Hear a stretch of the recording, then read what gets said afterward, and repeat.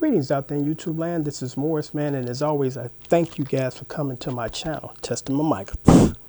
And today I'm going to do just my opinion per request. One of my subscribers said, why don't you do a video on what you think about the late Buddy Holly? I'm like, not a problem.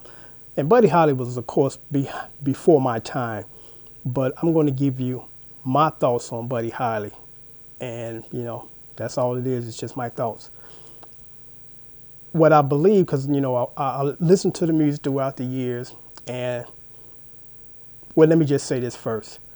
To me, they're magical eras. The 40s were great for people like, these great jazz artists. Jazz kind of ruled in the 40s and the 50s and up into the 60s. Rock and roll, late 50s through the 60s. R&B, soulful music, late 60s through the 70s. The 80s went through a period of the synthesizers, and it's just mind-blowing, beautiful sounds and layers of synthesizers. I loved it. My favorite era. And this is just my opinion, and that's all it is.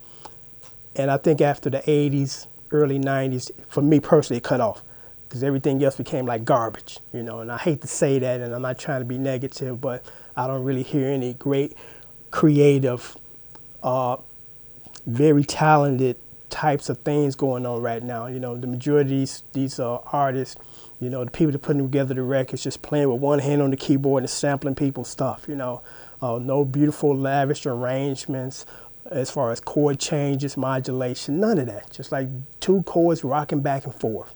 But that's just, again, my opinion, and I stress that. But what I noticed about Buddy Holly was, I heard a song about a year ago, because I watched the movie again about a year ago, kind of got back into the Buddy Holly thing, even did a couple of covers. And I'm listening to this song about a year ago. First time I've ever heard it. It was written by Buddy Holly and performed by Buddy Holly. And I'm saying to myself, because I'm listening to it from a musician's and studio engineer's ear, and I'm like, this sounds like this song could have been easily recorded 10 years ago because of the quality of it. Because what I noticed about songs in the 50s and the 60s, they were recorded a certain way. And after a while, you start to hear that when you listen to these songs, because of the technology tends to advance. And they have a certain standard of doing things at a certain era. And a lot of that stuff back in the 50s, the quality wasn't extremely good. I mean, everything was done in one take. You can hear the other instruments bleeding over into the other instruments. It really wasn't stereo most of the time, but I'm listening to the song that Buddy Holly did again back in the 50s a year ago, and I'm like, I hear stereo. I hear the clean, crisp sound of his guitar. It's not muffled, it ain't anything. And the way that the song was arranged, it sounded like something that was recently done, not something that was done 40, 50 years ago. So he was ahead of his time, because I'm watching the movie, and if the movie is accurate, and most of them are, I mean, it's not 100%, but they throw some embellishments in, but usually it's based on fact. And Buddy Holly was doing things that nobody else was doing. And one of those things I remember seeing in the movie was, he was doing, of course, rock and roll music. And he started to incorporate classical arrangements in his stuff.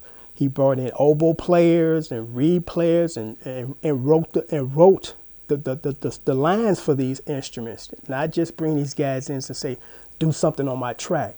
Because that's kind of how it works. People come in that you want to come in and you just say, I give you the freedom to add what you want to add. No, he actually wrote those parts. It was just amazing what Buddy Holly did.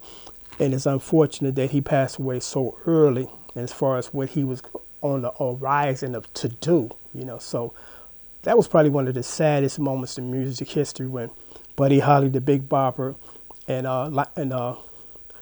Ritchie Valens. It was a sad day in music when those three guys, perished in a plane accident. The world lost some great entertainers when that happened. But that's just kind of a brief overview of what I think about Buddy Holly. Unbelievable guitar player, great singer, great songwriter, great arranger. And from what I've seen in the movie, a great guy, Even when, of course, he was the most talented person within that group he was with, Buddy Holly and the Crickets. he never forgot about the Crickets, because you got some people that when they become big and they get out of their group, they don't look back and help the people that helped brought them there, you know. And it's just unfortunate that there's some people like that. It becomes about me and only me at this point. I'm not about you, but he always made sure that those guys was working and they enjoyed and was still a part of the music industry, you know, even when he became kind of like a solo standout kind of guy, you know. So until next time, take care.